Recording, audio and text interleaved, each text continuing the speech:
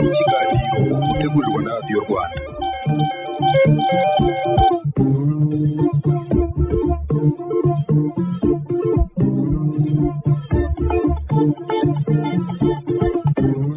turabasuje tunabifuriza ibihe byiza ikaze kandi mwese mu kiganiro cya none mugezwaho nk'uko bisanzwe nanjye Jean Daniel Sindayigaya uri kumwe na Nyirarukundo Xavera icya none tugiye kucyanzikira he. Reka twinjirire ku byanditswe ku Rwanda by'umwihariko kuri iyi nkuru yo muri The New Times ivuga ko umuryango w'abibumbye Loni ndetse na Leta Zunze Ubumwe za Amerika bongeye guhamagarira amahanga agicumbikiye bagize uruhare muri jenoside yakorewe abatutsi mu Rwanda kubata muri yombi hanyuma bakagezwa imbere y'ubutabera. Babisabye nyuma yaho Irahe mu Buholandi hatangiye kuva mu cyumweru gishize kuburanishwa umunyarwanda Felicien Kabuga ushinjwa kugira uruhare rukomeye muri jenoside yakorewe abatutsi mu Rwanda. Mujyanama w'umunyamabanga mukuru Loni ushinzwe kurwanya jenoside Madame Alice Wayirumu Nderitu yavuze yuko ubushake bw'abantu mu kutibagirwa jenoside bukwiye kurangwa no kuyirwanya ndetse yongeraho ko ibyo binashobora kugira uruhare rukomeye mu kurwanya ibyaha by'ahazaza. Kuva urukiko mpuzamahanga mpanabyaha rwari rwarashyiriweho u Rwanda TPIR irukorera Arusha muri Tanzania rwafunga imiryango akazi rwasize rudakoze kahise gahabwa urwego rwa mécanisme résiduel kugira ngo abe ari rwo rurangiza ako kazi kasizwe na TPIR. Gusa bitandukanye n'urukiko rwarashyiriweho u Rwanda uru rwego rwa mécanisme résiduel nta bapolisi rugira bo guta muri yombi abakeka uruhare muri jenoside yakorewe abatutsi. Mu guta muri yombi rero aba bantu rukaba rwishingikiriza cyangwa se rwifashisha inzego z'umutekano z'ibihugu by'amahanga amasezerano rushyiraho hakaba ategeka ibihugu byayasinye guta muri yombi abakekwaho uruhare muri jenoside yakorewe abatutsi mu Rwanda. Xavera ubwo dukomoje ku by'urubanza rwa Kabuga tunabasomere ni inkuru yo muri Africa News igira iti Rwanda un témoin Felicien Kabuga pour responsable de propagande. Bisobanuye tugenekereje mu Kinyarwanda ngo umutangabuhamya yashinje Kabuga ko umuyobozi w'icengezamatwara rya jenoside yakorewe abatutsi mu Rwanda. Umutangabuhamya w'ubushinjacyaha akaba yaragaragaje ko Kabuga Felicien yakoresheje radio RTLM mu gushishikariza abahutu kwica abatutsi aburirwa inshuro nyinshi ariko akomeza gutsimbarara. Felicien Kabuga akaba ashinjwa kugira uruhare rukomeye muri jenoside yakorewe abatutsi by'umwihariko agashinjwa kugura imihoro akayikwirakwiza mu nterahamwe kugira ngo ziyikoreshe mu kwica abatutsi. Ashinjwa kandi kuyobora radio RTLM yashishikarije abantu kwica abatutsi. Uyu mutangabuhamya akaba aragize ati iyo uri umuyobozi w'ikigo abakozi b'icyo kigo bagakora amakosa ntubabuze cyangwa se ngo ubahane umuyobozi w'icyo kigo niwe uba ari n'umuyobozi w'ayo makosa. Iyi nkuru igakomeza ivuga ko nubwo minisiteri y'itangazamakuru itahwemye kubuza RTLM gukomeza gutangaza imbwirwaruhame zuzuye urwango ngo ntacyo yigeze ibihinduraho ahubwo ngo yakajije umurego mu gushishikariza abahutu kwica abatutsi. Felicien Kabuga wabanje kwanga kwitabira urubanza rwe kuwa gatatu w'iki cyumweru yaje kurukurikirana yicaye mu igare rye ryagenewe abarwayi hari mu cyumba cya gereza afungiyemo Irahe. Urubanza yakurikiye mu buryo bwa Skype ariko bukeye bwaho kuwa kane ejo bundi ntabwo yongeye kugaragara Jean Daniel. Gusa ibyaha byose ashinjwa arabihakana. Ibyaha byose ashinjwa kandi arabihakana n'ibyo Xavera akaba yaratawe muri yombi mu kwezi kwa gatanu 2020 afatirwa mu nkengero z'umurwa mukuru w'Ubufaransa ari wo Paris. Nyuma yaje kujyanwa muri gereza y'urwego rwasigaranye imirimo y'insigarira y'inkiko mpuzamahanga mpanabyaha za Loni Irahe mu Buholandi. Uru rubanza rwe rukazakomeza kuwa kabiri y'icyumweru gitaha. Xavera reka ibyo tubiveho muri The New Times batiki Jean Daniel. Ati Madame Jeannette Kagame yagaragaje amahoro n'uburumbuke nk'ishingiro ry'iterambere rirambye. Madame Jeannette Kagame yabigarutseho kuwa kabiri w'iki cyumweru ubwo yaritabiriye inama mpuzamahanga ku guhanga ibishya mu rwego rw'ubuzima. Inama yateraniye i Doha muri Qatar. Yabwiye bitabiriye inama kongera kureba ibibazo byugarije isi mu rwego rw'ubuzima. Agira ati ni iki cyagorana mu kureba ibintu mu buryo butandukanye n'uko bimeze uyu munsi? Kuki tutakongera gutekereza ku buryo butadufashije neza? Yasangije abitabiriye inama urugendo rw'u Rwanda rwatangiriye mu nzozi none rukaba rwarabaye impamo. Aha niho yagize ati ibyo dutekereza bihura n'intego zacu ni imihanda ikeye, bikorwa remezo byiza, kurwanya ubukene, kwimakaza uburinganire, gukwirakwiza ingufu, kubaka inzego zihamye kandi zitanga umusaruro, gutanga ubuvuzi kuri bose, gutanga urukingo rw'inkondo y'umura ku bakobwa bose ndetse no kuba igihugu cya mbere cyaranduye kanseri y'inkondo y'umura ku isi. Madame Jeannette Kagame akaba arasobanuye ko ibyo byose byafatwaga nk'inzozi ariko byaje kuba impamo ndetse kuri ubu ni ubuzima abanyarwanda babayemo. Xavera yanavuze ko kuva mu mwaka w'2000 ikoranabuhanga ryahinduye ubuzima bw'abatuye isi ku rwego ruhambaye. Agira ati ibyuho muri serivisi z'ubuzima zacu birazwi, kutareshya, kutabona ingengo y'imari yiyemejwe, serivisi z'ubuvuzi zitagera kuri bose mu bihugu byose. Inzobere ziri hano uyu munsi zizi imbogamizi zose.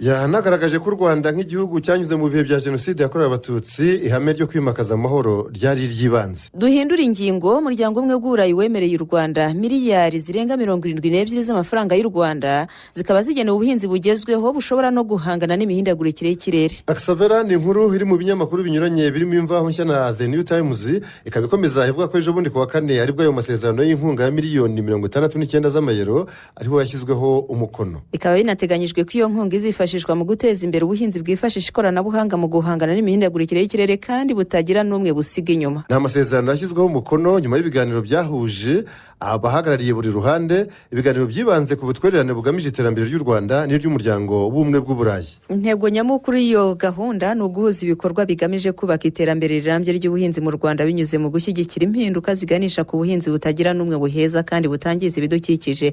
Minisitiri Dr Ndagijimana wasinye ayo masezerano akagira ati inkunga dusinyiye ni umusanzu ukomeye kandi ihuziye igihe kuri gahunda ya guverinoma yo kwihutisha iterambere mu guteza imbere no kongera umusaruro w'ubuhinzi n'ubworozi, bikajyana ndetse no kubaka imicungire y'ibidukikije n'umutungo kamere irambye mu gihe u Rwanda rwimukira mu iterambere ry'ubukungu kandi ritangiza ibidukikije. Wari uhagarariye umuryango w'ubumwe bw'Uburayi yashimangiye uburyo u Rwanda n'uwo muryango byubatse ubutwererane buzira amakemwa, anashimangira ko baterwa ishema no kuba mu bafatanyabikorwa b'imena ba leta y'u Rwanda mu rugendo rw'iterambere. Ati duhereye kuri uyu mushinga twongeye gushimangira ukwiyemeza k'umuryango umwe bw'Uburayi mu gushyigikira abakene, kubaka iterambere rirambye kandi ritagira n'umwe risigaza inyuma, hibandwa ku guhindura ubuhinzi buhungabanya ibidukikije no kugera ku ntego z'u Rwanda mu guhangana n'imihindagurikire y'ikirere. Iyo nkunga ya miliyari zirenga 72 z'amafaranga y'u Rwanda ikazatangwa mu gihe cy'imyaka 3, yitezweho rero kurushaho gushimangira ubutwererane bw'u Rwanda n'umuryango w'ubumwe bw'Uburayi no kongera inyungu impande zombi zihuriyeho. Ibyo nabyo tubireke Jean Daniel, ahubwo ikinyamakuru The Chronicle cyo muri Zimbabwe kuwa mbere iki cyumweru cyanditse inkuru ivuga yuko hari abarimu 200 b'Abanyazimbabwe bagiye kuza muri uku kwezi kwa 10 hano mu Rwanda bakazanwa no kwigisha. Iki kinyamakuru The Chronicle cyandika mu nkuru yacyo ko habo barimu b'Abanyazimbabwe bamaze gusoza neza ibizamini n'amahugurwa bibategura gutangira ako kazi binyuze mu masezerano yo guhererekanya abakozi ibihugu byombi byashyizeho umukono mu mwaka ushize. U Rwanda rwemeranyijwe na Zimbabwe ko ruzakira abarimu 477 baturutse muri icyo gihugu cya Zimbabwe. Nyuma yo gushyira hanze amatangazo y'akazi rero abarimu 500 no batanze amadosiye agasaba, hatoranywamo abasaga gato 400 ari nabo bakoze ikizamini cy'ikiganiro mu kwezi gushize, ariko 224 baba aribo batsinda nk'uko iki kinyamakuru The Chronicle cyo muri Zimbabwe cyabyanditse. Umunyamabanga uhoraho muri Minisiteri y'Abakozi ba Leta, umurimo n'imibereho myiza muri Zimbabwe, Simon Masanga, yatangaje ko abakandida batsinze bakanahugurwa bazoherezwa mu Rwanda ku itariki ya 17 muri uko kwezi kwa 10. Yagize ati ibikorwa byose byo gushaka abarimu birakomeje, kugeza ubu twarangije icyiciro cy'abarimu 200 mu gihe nta gihindutse kuri gahunda ihari, bazoherezwa mu Rwanda ku itariki 17 z'ukwezi k'Ukwakira. Amahugurwa ategura abo barimu yatanzwe n'impuguke zo muri Zimbabwe ku bufatanye na ambasade y'u Rwanda muri icyo gihugu, bahabwa amakuru yibanze mbere yo gutangira akazi kabo mu gihugu gishya aricyo cy'u Rwanda. Umunyamabanga uhoraho muri Minisiteri y'Uburezi mu Rwanda wari unayoboye itsinda ryakurikiranye ikizamini cy'ikiganiro n'amahugurwa y'abo barimu ni Charles Karake, yatangaje ko ibyo bazagenerwa mu Rwanda bizaba bishimishije. Ati icyo navuga nuko ibyo bagenewe bishimishije, sinatangaza ingano y'ibyo tuzabaha, ariko uyu ni umushinga ukomeye hagati ya guverinoma z'ibihugu byombi. Biteganyijwe ko ngo bazigisha mu byiciro 4 birimo icy'uburezi bw'ibanze, imyuga n'ubumenyingiro ku rwego rw'amashuri yisumbuye, ubumenyingiro mu mashuri makuru ndetse n'icya kaminuza n'amashuri makuru. Abakandida bazigisha mu mashuri y'imyuga yo ku rwego rwa kaminuza n'abo mu by'ubuvuzi basonewe ikizamini cyanditse bakoreshwa iki kiganiro kizwi nka interview cyonyine gusa kuko bafatwaga nk'abashoboye. Muri Kigali Today ho batiki Jean Daniel, batabarimo basabwe kuba umusemburo w'impinduka mu kuzamura ireme ry'uburezi. Iki gitangazamakuru kikandika ko babisabwe na Minisitiri w'Uburezi Dr Valentine Uwamariya ku munsi mpuzamahanga w'umwarimu wizihijwe tariki ya 5 Ukwakira, aho yabashimiye uruhare rwabo mu kuzamura abato mu bumenyi n'imyumvire, ariko anabasaba kuzamura ireme ry'uburezi. Minisitiri Uwamariya ati umunsi mwiza mpuzamahanga ko barimo mwese, dushima akazi keza mukora mu kuzamura abato mu bumenyi n'imyumvire. mureke dufatanye kuba umusemburo w'impinduka ziganisha ku kuzamura ireme ry'uburezi nk'umusanzu mu kubaka u Rwanda twifuza. Kuri uwo munsi w'itariki 5 Ukwakira, abantu batandukanye nabo bafashe umwanya wo gutambutsa ubutumwa bushimira mwarimu ku byo yabagejejeho mu gihe bari bakiri ku ntebe y'ishuri. Xavier, reka ibyanditswe ku Rwanda tubyanzurire kuri iyi nkuru yo ku rubuga rwa rba.cu.rw igira iti: abadepite batoye umushinga w'itegeko riteganya ibihano ku bapolisi bashobora gutoroka akazi. Ejo bundi kuwa kane nibwo abadepite batoye umushinga w'itegeko rigenga polisi y'u Rwanda riteganya ibihano bitandukanye ku bapolisi bashobora gutoroka akazi. Ni ibihano bigiye bisumbana bijyanye n'urwego umupolisi arimo ndetse n'igihe yamara yarataye inshingano. Mu ngingo zasuzumwe jondanye n'inteko rusange y'umutwe w'abadepite harimo iya 63 y'uyu mushinga w'itegeko iteganya igihano kiri hagati y'umwaka umwe n'imyaka 2 ku mupolisi uzatoroka akazi mu gihe kirenze iminsi 15. Ni mu gihe umupolisi muto uzatoroka akazi agafatwa nyuma y'igihe kirengeje amezi 6 azahanishwa igifungo kiri hagati y'imyaka 3 n'imyaka 5, naho umupolisi mukuru uzarenza amezi 6 atarafatwa cyangwa ngo amenyekanishe ko yataye akazi azahabwa igifungo kiri hagati y'imyaka 5 n'imyaka 7. Perezida wa Komisiyo y'Ububanyi n'Amahanga, Ubutwererane n'Umutekano, Depite Bugingo Emmanuel, yavuze ko ibihano byashyizwe muri iri tegeko kubera impamvu zihariye. Ni mu gihe ubusanzwe umupolisi watorokaga inshingano za gipolisi yafatwaga nk'undi mukozi wa leta wakoze ikosa agahabwa ibihano byo mu rwego rw'ubutegetsi. Minisitiri w'Umutekano mu gihugu Gasana Alfred avuga ko iri tegeko niryemezwa rizafasha polisi y'u Rwanda kurushaho kuzuza inshingano no kuziba ibyuho byaturukaga ku ntege nke z'itegeko ryari rihasanzwe ryakomeraga polisi y'igihugu ku birebana n'ububasha bwo kugenza ibyaha.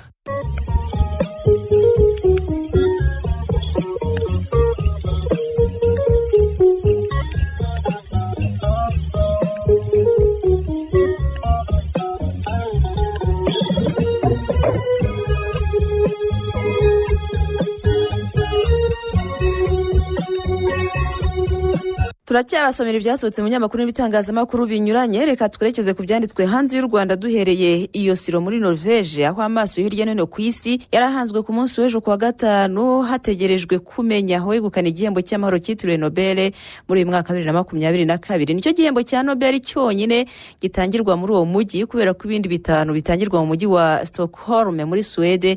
Ibyo nabyo ni ibyo mu buvuzi, ubugenge, ubutabire, ubwanditsi cyangwa se ubuvanganzo, byose byitiriwe umunyasuwede Alfred Nobel wabayeho kuva mu 1833 akitaba Imana mu 1896. Xavier, ibinyamakuru n'ibitangazamakuru birimo The Guardian, Le Monde, Washington Post, Le Soir, Jeune Afrique, Daily Mail, France 24, RFI, Huffington Post, Bloomberg, Le Figaro n'ibindi bitandukanye byanditse ko icy'amahoro 2022 cyahawe inyabutatu igizwe n'umunya-Bielorus Ales Bialyatsky. Umuryango Memorial wo mu Burusiya washinzwe mu 1989 ukaza guseswa ariko mu kwezi kwa 12 2021, no kuvuga mu mwaka ushize, ndetse hakaba n'umuryango Center for Civil Liberties wo muri Ukraine. Abo uko ari batatu nibo begukanye igihembo cy'amahoro cyitiriwe Nobel muri uyu mwaka wa 2022. Komite y'ibihembo bya Nobel yasobanuye ko yabahisemo nk'abaharanira uburenganzira bwa muntu mu bihugu byabo bisanzwe bituranye, bakagira akarusho ko kongera ikibatsi kandi bakubaha bikomeye icyerekezo cya Alfred Nobel witiriwe ibihembo bimaze igihe bitangwa kuva mu 1901. Icyo cyerekezo cye ni icyerekezo cy'amahoro n'ubuvandimwe hagati y'ibihugu, ari nacyo cyerekezo isi ikeneye cyane muri iki gihe. Xavier, iyi komite twahisemo abantu batatu b'indashyikirwa mu guhirimbanira ubutaruhuka, kurengera uburenganzira bwa muntu, demokarasi no kubana mu mahoro mu bihugu bitatu bituranye ari byo Bielorusi, Ukraine n'Uburusiya. Mu mwaka ushize iki gihembo cy'amahoro cyitiriwe Nobel cyegukanywe n'abanyamakuru babiri aribo Umurusiya Dmitry Muratov n'umunya-Filipinekazi Maria Ressa. Gutanga ibihembo bya Nobel byatangiye ku wa mbere w'iki cyumweru itariki 3 Ukwakira, bikazasozwa ejo bundi ku wa mbere itariki 10 Ukwakira hatangwa icyo mu bukungu. Mu mwaka ushize iki gihembo cyatsindiwe n'inyabutatu igizwe n'umunyakanada David Cady, umunyamerika ukomoka muri Israel Joshua Inglist n'umunyamerika ukomoka mu Buholandi Guido Imbens. Mu bindi bihembo bya Nobel 2022 duhereye ku cyabimburiye ibindi ku wa mbere w'iki cyumweru Xavier, aricyo cyo mu buvuzi cyahawe umunyasuwede Svante Pabo wibera mu Budage. Mu mwaka ushize iki gihembo cyegukanywe n'abanyamerika babiri David Julius na Ardem Pataputsian. Kwa kabiri hatanzwe icyo mu bugenge gihabwa inyabutatu igizwe n'umufaransa Alain Aspect, umunyamerika John F. Closer n'umunya Autriche Anthony Zeilinger. Mu mwaka ushize iki gihembo cyo mu bugenge cyari cyahawe inyabubiri igizwe na bande jondanye, igizwe n'umudage Klaus Hasselmann n'umunyamerika ukomoka mu Buyapani Syukuro Manabe. Kwa gatatu hatanzwe icyo mu butabire ku nyabutatu higizwe n'umunyadanimarike Morten Meldal n'abanyamerika babiri Madame Caroline Bertozzi na bwana Barry Sharpless. Mu mwaka ushize iki gihembo cyo mu butabire cyitiriwe Nobel cyasaranganyijwe abantu babiri, umudage Benjamin List n'umunyamerika ukomoka mu Bwongereza David Macmillan. Kuwa kane hari hatahuwe icyo mu bwanditsi cyangwa se ubuvanganzo ahatunguranye Umufaransa-kazi w'imyaka 82 y'amavuko ari we mukecuru Annie Ernaux yanahise yandika amateka yo kuba Umufaransa-kazi wa mbere wegukanye iki gihembo, ibyatumye ana umugore wa 17 mu mateka y'iki gihembo kimaze guhabwa abantu 119 muri rusange. Mu mwaka ushize iki gihembo cy'ubwanditsi cyitiriwe Nobel cyahawe umwongereza ukomoka muri Tanzania Abdulrazak Gurnah wari ubaye umunyafurika wa gatanu ukegukanye Xavier. Ibinyamakuru n'ibitangazamakuru bitandukanye jondanye bikanzuriye inkuru bivuga yuko nyuma yo gutangaza ba nyiri ibihembo Nobel 2022 ibirori byo kubishyikiriza ba nyirabyo bizabera icyarimwe Stockholm n'Oslo nyuma y'amezi abiri, hazaba ari itariki 10 z'ukwezi kwa 12 uyu mwaka. Buri gihembo Xavier kigenerwa miliyoni 10 z'amakorone, hariyo mafaranga akoreshwa muri Suwede, akaba muri iki gihe ahwanye n'ibihumbi 920 by'amadolari y'Amerika, ni hafi miliyari 1 z'amanyarwanda mu buryo burungushuye. Iyo uri umwe uyegukana yose mwaba murenze umwe mukayasaranganya hagati yanyu. Wakwifuza iki? Reka duhindure ingingo ibyo tubiveho tujye muri iyi nkuru ifite n'umutwe ubaza utiki jondanye. Are military takeovers on the rise in Africa? Tugenekereje mu Kinyarwanda bishatse kubaza ngo gufata ubutegetsi kw'abasirikare byaba biri kwiyongera muri Afurika. Iyi nkuru igarutsweho cyane nyuma y'ihirikwa ry'ubutegetsi ryabaye kuwa gatanu ushize muri Burkina Faso, aho abasirikare bayobowe na kapitene Ibrahim Traoré bahimba Ibe bavanyeho perezida w'inzibacyuho Lieutenant Colonel Paul Henri Sandaogo Damiba, nawe wari wageze ku butegetsi mu kwezi kwa mbere uyu mwaka akoreye kudeta perezida Roch Marc Christian Kabore wari ubumazeho imyaka 7, naho Damiba we yahiritswe ku butegetsi abumazeho amezi 8 yonyine, bivuze ko mu gihe kitageze no ku mwaka umwe aho muri Burkina Faso habaye kudeta ebyiri. Aha rero ni ibinyamakuru n'itangazamakuru birimo The Africa Report, Africa News, BBC News Africa, Anadolu Agency na Yahoo News byahereye bivuga ko kudeta za gisirikare zimaze kuba uruhuri muri Afurika nyuma y'imyaka isaga 60, byinshi mu bihugu biyigize bibonye ubwigenge. Muri rusange Afurika niyo yabayemo za kudeta nyinshi kurusha indi migabane yo kuri isi ya rurema. Hatanga urugero rw'uko kuva muri 2017 mbese mu myaka 5 gusa Xavier kuri kudeta 14 zabaruwe ku isi, 13 zakorewe muri Afurika, naho indi imwe niyo hanze ya Afurika muri Aziya mu gihugu cya Birmania cyangwa Myanmar, aho muri 2021 abasirikare bavanagaho guverinoma yari yobowe n'impirimbanyi ya demokarasi n'uburenganzira bwa muntu Madame Aung San Suu Kyi. Naho kubirebana n'ubwiyongere bwa za kudeta muri Afurika jondanye hagashingirwa ku kuba muri uyu mwaka wonyine hamaze kuba 2 muri Burkina Faso ndetse n'imwe yageragejwe muri Guinea Bissau ariko igapfuba. Ni mu gihe mu mwaka washize wa 2021 habayeho akarusho kaza kudeta nyinshi ugereranyije n'imyaka yabanje. Ibi ni nabyo byateye impungenge perezida wa Komisiyo y'Afurika yunze ubumwe Musa Faki Mahamat agatangaza ko hangayikishijwe n'igaruka ryo kuvanaho za guverinoma mu buryo bunyuranije n'itegeko nshinga ry'igihugu bibereyemo. Ubushakashatsi bwakozwe n'abanyamerika babiri Jonathan Powell na Clayton Thine bwabaruye imigambi ya za kudeta irenga 200 muri Afurika kuva mu myaka y'1950. Kimwe cya kabiri kize kudeta zaciyemo mbese zageze ku ntego yo guhirika ubutegetsi hashingiwe kuzamaze nibura iminsi irenga 7. Igihugu cya Burkina Faso cyo muri Afurika y'Uburengerazuba nicyo kibarurwamo kudeta nyinshi zahiriye abaziteguye, aho zigera ku 9 zose uretse imwe hitaramaze n'icyumweru muri 2015, ariko habaye umubare munini wa za kudeta ni muri Sudani aho zageze kuri 17 zirimo 6 zaciyemo. By'umwihariko kuri Burkina Faso higa ibindi bihugu bya Afurika mu kugira kudeta nyinshi zahiriye abaziteguye, bigeze aho yitwa igihugu cy'uburumbuke mu guhirika ubutegetsi, aho gukomera ku izina ry'ubuhizi bwacyo ari ryo igihugu cy'abantu b'inyangamugayo, Pays des hommes intègres mu rurimi rw'igifaransa runavugwa muri icyo gihugu cya Burkina Faso. Mbere Burkina Faso yitwaga Haute-Volta, iza guhindura izina mu 1984 ibatijwe na Thomas Sankara nyakwigendera. Ubwo burumbuke bwa za kudeta kudeta butangirira kuri kudeta yakorewe perezida wa mbere Maurice Yamegogo kuva mu 1960 kugeza mu 1966 ubwo Lieutenant Colonel Abubakar Sangule Lamizana yamuhirikaga ku butegetsi. Uyu Lamizana nawe yaje gukorerwa kudeta mu 1980 na Colonel Saye Zerbo wagejeje mu 1942 akavanwaho na Médecin Commanda Jean Baptiste Ouedraogo. Komanda Ouedraogo ntiyaburambyeho kuko nawe mu 1983 mbese nyuma y'umwaka umwe gusa yahiritswe na Kapitene Thomas Sankara waje nawe gukorerwa kudeta na Kapitene Blaise Compaoré. Thomas Sankara yaje kwicirwa muri iyo kudeta, naho Blaise Compaoré ategeka Burkina Faso kugeza muri 2014 aho yaje kwirukanwa n'imyigaragambyo y'abaturage bari bariye Karungu. Ubutegetsi bugahita bufatwa n'umwe mu bamurindaga Lieutenant Colonel Isaac Zida wabumazeho iminsi 20 yonyine Xavera, agasimburwa na perezida w'inzibacyuho Michel Kafando wagejeje mu mpera za 2015, nawe akaza gusimburwa na perezida Roch Marc Christian Kabore binyuze mu matora. Hagati aho Michel Kafando yakoroye kudeta itararambye kubera ko yavuye ku ya 16 kugeza ku ya 23 Nzeri 2015 ikozwe na General Gilbert Diendere wabarizwaga mu mutwe w'ingabo zarindaga Blaise Compaoré. General Diendere yaje kurwanwa n'abandi basirikare bo mu yindi mitwe bituma yihutira gusubiza ubutegetsi Michel Kafando. Nyuma yo gusimbura Kafando, perezida Roch Marc Christian Kabore yagejeje mu kwezi kwa mbere uyu mwaka turimo ubwo yahirikwaga na Lieutenant Colonel Damiba wabumazeho amezi 8 agahirikwa na Kapitene Ibrahim Traoré bahimba nyine Ibe umaze icyumweru ari we uramutswa iki gihugu cya Burkina Faso, igihugu cy'inyangamugayo, le pays des hommes intègres. Ikinyamakuru Jeune Afrique cyo cyanditse ku nama ya CEDEAO yari iteganyijwe kuwa gatanu w'icyumweru gitaha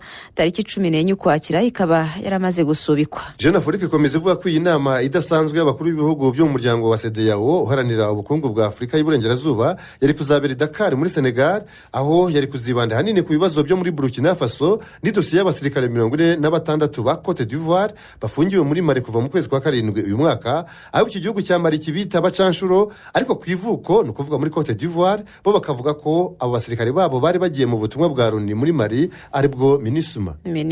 Inama idasanzwe i Dakar yasimbujwe inama isanzwe ya CEDEAO izaba mu kwezi kwa 12 uyu mwaka i Abuja muri Nigeria.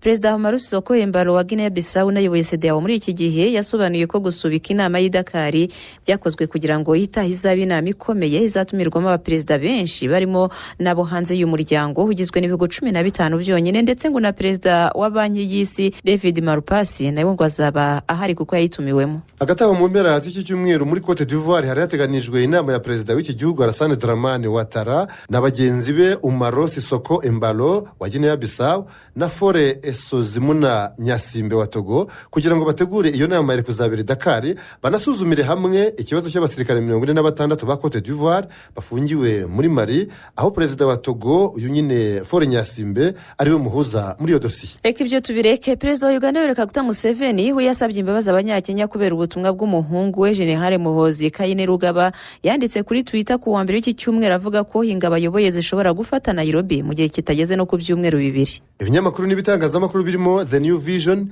Daily Monitor, Chimp Reports, The East African, The Citizen, African News, Jeune Afrique, Radio RFI, France Info n'ibindi bitandukanye. Xavera bikaba byaranditse ko kuwa gatatu w'iki cyumweru aribwo Yoweri Kaguta Museveni yatangaje ko yavuganye na mugenzi we wa Kenya William Ruto asaba imbabazi abavandimwe b'abanyakenya kubera ubutumwa bwanyujijwe kuri Twitter na General Muhoozi wahoze ari umugaba w'ingabo za Uganda zirwanira ku butaka, aho yagarutse ku matora aherutse kuba aho muri Kenya akavuga ko ngo byari kumubera byiza iyo perezida ucyuye igihe ari we Uhuru Kenyatta aharanira manda ya 3 yarangiza rero uwo General Muhoozi akongeraho ko we n'ingabo ayoboye zirwanira ku butaka muri Uganda ngo yafata Nairobi ino murwa mukuru wa Kenya mu gihe kiri munsi y'ibyumweru 2 gusa.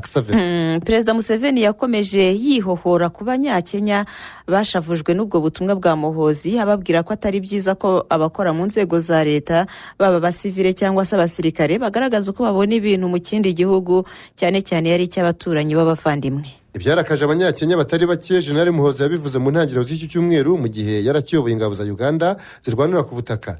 Nyuma y'ubwo butumwa bwarakaje cyane abanyakenya kugeza n'aho byari bigiye kuzana agatotsi mu mubano w'ibihugu byombi. Perezida Museveni yazamuye Muhoozi Kainerugaba ku ipeti rya generali amuvanye ku rya Lieutenant General, yanamusimbuje ku buyobozi bw'ingabo zirwanira ku butaka ariko amurekera ku mwanya w'umujyanama we mu by'umutekano. Yego, duhindura ingingo. Ubutabera bw'Ububiligi bwemeye gutanga ibindi bimenyetso bishya mu idosiye y'iyicwa rya Patrice Emery Lumumba wabaye minisitiri w'intebe wa mbere wa Repubulika ya Demokarasi ya Kongo kuva mu 1960 kugeza yishwe tariki 17 Mutarama 1961. Ni inkuru yo ku rubuga rwa radio RFI yatangiye kuba kimbomo kuva ejo bundi kuwa kane, aho yavugaga ko ubutabera bw'Ububiligi bwanzuye ko bugomba gushyikiriza umugenzacyaha ushinzwe dosiye ya Lumumba inyandiko hafi ya zose zifitwe na komisiyo ya nkete imaze imyaka 22 ikozwe n'inteko ishinga amategeko y'Ububiligi bwakolonije Repubulika na Demokarasi ya Kongo, bukaba ari nabwo buza kwisonga mu birebana n'urwo rupfu rwa Lumumba.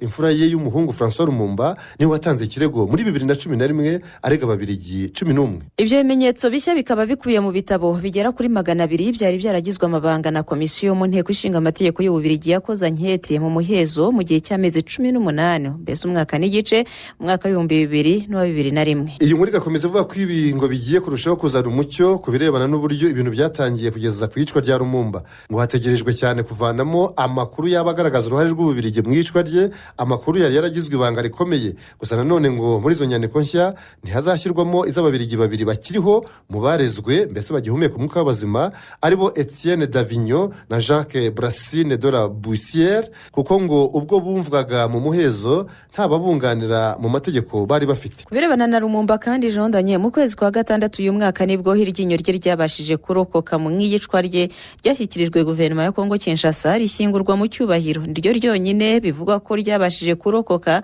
ubwo umurambo we washyirwaga mu ngunguru ya acide ukayengeshwa. Ryatwawe rero mu Bubiligi n'umupolisi waraho Lumumba yiciwe, ajya kuribika mu muryango we, nyuma aza kurishyikiriza ubutegetsi bw'Ububiligi nabwo buriha Kongo Kinshasa nyuma y'igihe kirekire risabwa n'abana ba Lumumba aribo Roland, Juliana na François. Twakomeje n'iki kiganiro Xavera mu rwego rwo gushaka umuti w'intambara igiye kumara imyaka 2 ica ibintu muri Ethiopia hagati ya guverinoma y'icyo gihugu n'inyeshyamba za TPLF zayigometseho mu ntara ya Tigray iherereye mu majyaruguru y'icyo gihugu. Umuryango wa Afurika yunze ubumwe watumiye impande zombi mu biganiro by'amahoro bigomba kubera muri Afurika y'Epfo uhereye kuri wa gatandatu tariki ya 8 Ukwakira. Nk'uko tubisoma muri Africa News, Daily Maverick, News 24, The Africa Report, The Herald no muri France 24, impande zombi zemeye ubutumire bwa Afurika yunze ubumwe aho iza kuba ihagarariwe n'abahuza bari Uhuru Kenyatta wabaye perezida wa Kenya na Olusegun Obasanjo wabaye perezida wa Nigeria, akaba ndetse yarasanzwe ari intumwa y'amahoro y'umuryango wa Afurika yunze ubumwe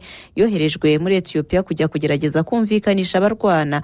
Undi muhuza n'uwahoze ari vice perezida wa Afurika y'Epfo ni Madame Fumuzile Mulambo Ngucuka. Ibi biganiro bikaba bibaye mu gihe imirwano yongeye kubura kuva tariki 24 z'ukwezi kwa 8 uyu mwaka, nyuma y'amezi 5 yarashize hari agahenge ko gufasha ibikorwa by'ubutabazi kugera ku babukeneye by'umwihariko mu ntara ya Tigray. Iyi ntambara yatangiye mu Gushyingo 2020 ifatwa nk'irwanirwa mu muhezo kubera ko nta banyamakuru bemerewe kugera muri Tigray, ndetse iyi ntara ikaba yaratandukanyijwe n'ikindi gice cy'isi kubera itumanaho ryahagaritswe. Jean Daniel imaze kuvana mu byabo abaturage miliyoni 2, abarirwa mu bihumbi n'ibihumbi bamaze gupfa, naho abandi miliyoni nyinshi bugarijwe n'inzara. Intara ya Tigray ibarurwamo abaturage miliyoni 6 mbere y'uko intambara ihashozwa n'ingabo za guverinoma iyobowe na Minisitiri w'Intebe Dr. Abiy Ahmed wahawe igihembo cy'amahoro cyitiriwe Nobel hari muri 2019. Muri Peru, iki gihugu cyo muri Amerika y'Amajyepfo, inteko ishinga amategeko yacyo yimye uruhushya perezida mbese umukuru w'igihugu Pedro Castillo rwo kujya mu Burayi,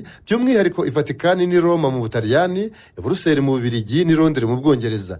Amaze umwaka urengaho gato ayobora Peru. Ibinyamakuru n'ibitangazamakuru birimo La Croix, RFI na Le Figaro bikavuga ko ibi byabaye ejo bundi kuwa kane ubwo kongere ya Peru ariyo nteko ishinga amategeko yabuzaga umukuru w'igihugu Castillo kuzajya mu ruzinduko rw'akazi mu cyumweru gitaha. Byagumye rero bigeze ku munwa kuko abadepite babyanze barushije ijwi rimwe abari bashyigikiye ko perezida Pedro Castillo agenda aho mu Burayi.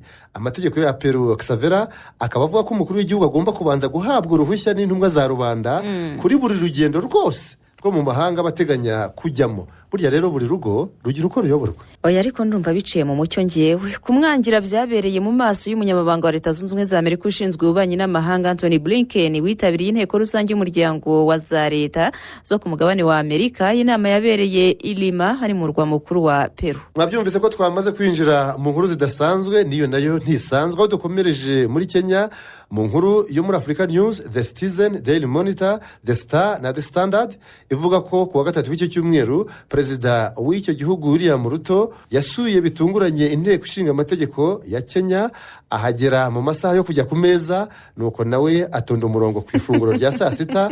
Baramwarurira ibi bizwi nko kumuseriva, ubundi asangira n'intumwa za rubanda ifunguro ryo kuri ayo manywa. Amafoto ya William Ruto amugaragaza ari mu murongo ateruye isahani yamaze gushyirirwaho bimwe mu byateguwe, ategereje ko umuri imbere bamuseriva agashingwa ryinyo, nawe akahagera bakakamushyirira ku isahani ye, ubundi hagakurikiraho kubwirana bon appétit, aribyo bisobanuye ngo muryoherwe. Bamwe mu banyakenya babonye ayo mafoto bahise banyarukira ku mbuga nkoranyambaga nka Twitter, bagira bati very humble President William Ruto. Mbese bati perezida wicisha bugufi cyane William Ruto yatondanye umurongo n'abadepite kugira ngo basangire ibya saa sita mu nteko. Imana iguha imigisha itagabanyije nyakubahwa perezida. Mu rwa mbere rwa Petero igice cya 5 haranditswe ngo hahirwa bicisha bugufi kuko aribo bazakuzwa bagashyirwa hejuru. Umusomyi w'ivanjiri nawe ati hahirwa batumiwe ku meza ya Nyagasani. Ngayo nguko burya ntako bisa kwicisha bugufi Jean Daniel, nta nuko bisa gutumirwa ku meza ya Nyagasani ugahabwa ku buntu nyine, dore ko burya n'ijambo ry'Imana rivuga ko abicisha bugufi Imana ibahera ubuntu. Mwese aho muri rero muhirwe n'ibyo murimo. Mwari kumwe nanjye Jean Daniel Sindayigaya ufatanyije na Nyirarukundo Xavera. Tubifurije kugira weekend nziza. Ciao. Bye.